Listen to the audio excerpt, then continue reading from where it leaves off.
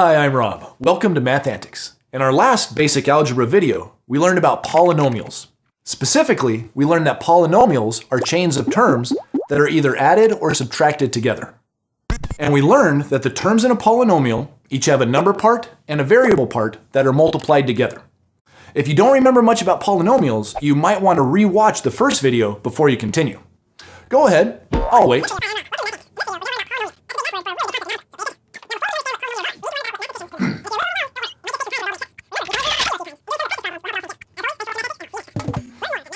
But even though the basics of polynomials are pretty simple, sometimes you'll come across polynomials that are more complicated than they really need to be. And in math, what do we like to do when things are too complicated? Yup, we simplify them. So in this video, we're going to learn how to simplify polynomials. Simplifying a polynomial involves identifying terms that are similar enough that they can be combined into a single term to make the polynomial shorter. To see how that works, have a look at this basic polynomial that follows an easy to recognize pattern. Of course, as I mentioned in the last video, we don't really need to show the coefficients of each term if they're just 1, like we have here. And the x to the 0 term is also just 1, so we don't really need to show that either. But I'm going to leave it like this just for a minute to illustrate my point. As you can see, this polynomial has a term of every degree from 0 up to 4. But do you remember that it was okay for a polynomial to have missing terms? For example, we could have a slightly different polynomial that doesn't have a third degree term. That makes it look like the x cubed term gets skipped or is missing, since the pattern goes from x to the fourth, then skips x cubed and goes to x squared, and so on. Well, just like there can be missing terms in a polynomial, there can also be extra terms, like in this polynomial, where the third degree term has been duplicated. See how there's two terms that have an x cubed variable part in this polynomial? So this polynomial has no x cubed term, which is fine, and this polynomial has just one x cubed term, which is fine, but this polynomial has two x cubed terms, which is also fine, but it's more complicated than it needs to be. And whenever you have terms like this, terms that have the exact same variable part, they can be combined into a single term. To do that, you just add the number parts and you keep the variable part the same. So 1x cubed plus 1x cubed combine to form 2x cubed. What we just did there is called combining like terms. Like terms are terms that have exactly the same variable part. But why can we combine them? Well, to understand that, I like to pretend that the variable parts of a polynomial's terms are fruit. Yes, you heard me, fruit. For example, have a look at this polynomial. But let's substitute a different kind of fruit for each different variable part. Let's change x cubed to apples, x squared to oranges, and just plain x to bananas. If we do that, what would this new fruit polynomial be telling us? Well, this first term represents 2 apples. The next term is 4 oranges. The next term is 3 oranges. And the last term is 5 bananas. And these are all being added together. So that raises the question, what do you get when you add 2 apples to 4 oranges? Well, you get 2 apples and 4 oranges.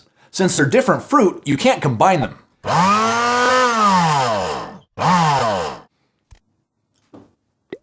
Well, unless you have a blender, that is.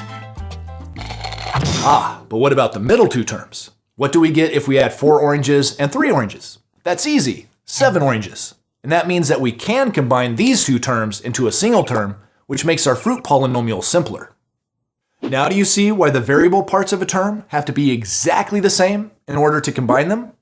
If the variable parts are different, like x cubed and x squared, then they represent different things, so we can't group them into a single term the way that we can if the variable parts are the same. The mathematical reason that it works that way has to do with something called the distributive property, which is the subject of a whole other video. Alright, so if 2 terms in a polynomial have exactly the same variable part, then we call them like terms, and we can combine them into a single term to simplify the polynomial. And to help you get better at identifying like terms, let's play a little game called like terms or not like terms. The first pair of terms we'll consider is 2x and 3x. Are they like terms? Yep. The variable part of both terms is the same, x, so we can combine them into a single term. We do that by adding the number parts and keeping the variable part the same. 2 plus 3 is 5, so the combined term is 5x. Next up, we have 4x and 5y. Are these like terms? Well, they're both first-degree terms, but since the variables are different letters, they are not like terms. That means we can't combine them. Okay, but what about these terms? 2x squared and negative 7x squared. Well, the variable part in both is exactly the same. It's x squared. So yes, these are like terms and we can combine them. Notice that one of the terms is negative. So when we add the number parts, we'll end up with negative 5. So these combine to negative 5x squared. Our next pair of terms is 4x squared and 6x cubed. Are these like terms? Nope. Even though the variable is x in both cases, the exponents are different. So the variable parts are not the same. Next, we have negative 5xy and 8yx. Are these like terms? Well, at first glance, you might think that the variable parts of these terms are different because the x and the y are in a different order. But remember, multiplication has the commutative property, so the order doesn't matter. xy is the same as yx, so we can rewrite them so that they look the same too. There. Now we can add the number parts. Negative 5 plus 8 is 3. So we wind up with the single term 3xy.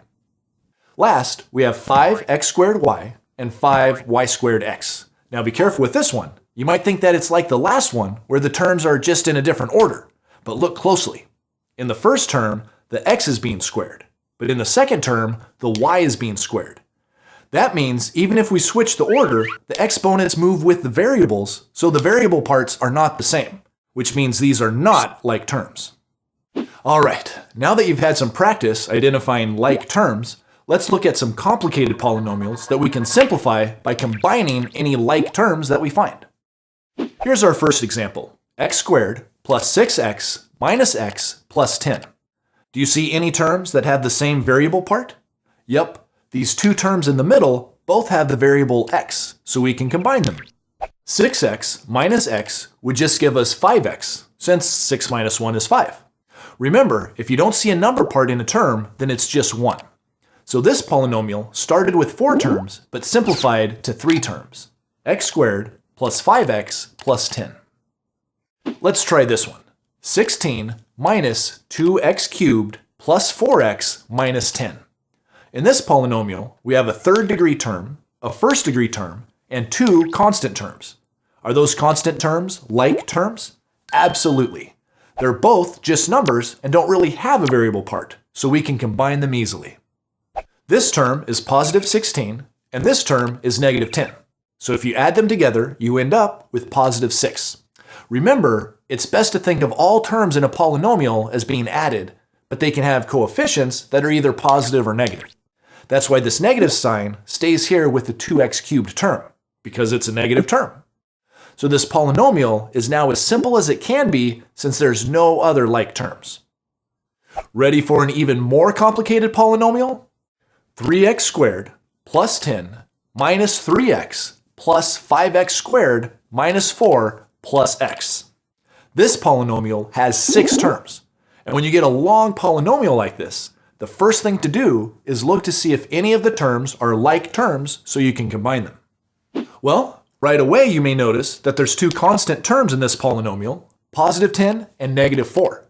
So let's start by combining them into a single constant term, positive 6, since 10 minus 4 equals 6. Next, we see that there are also 2 first-degree terms, negative 3x and positive x. Those are like terms, so we can combine them. Negative 3x plus 1x gives us negative 2x. Last, we see that there's also 2 different terms that have the variable part x squared, so we can combine them too. 3x squared plus 5x squared gives us 8x squared. So our polynomial started out with 6 terms, but we were able to simplify it to just 3 terms. 8x squared minus 2x plus 6. That almost made algebra seem fun, didn't it? All right. So now you know how to simplify polynomials by identifying and combining like terms. It can sometimes be a little tricky since complicated polynomials may have many different terms that are not necessarily in order by their degree.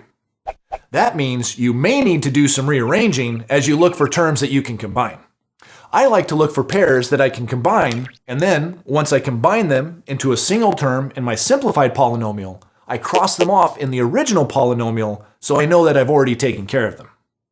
Any terms that can't be combined just come down into the simplified polynomial as is. Oh, and to make things easier, don't forget to treat each of the terms as either positive or negative depending on the sign right in front of it. So that's how you simplify polynomials. And now that you know what to do, it's important to practice simplifying some polynomials on your own so that you really understand it. As always, thanks for watching Mathantics, and I'll see you next time. Learn more at mathantics.com.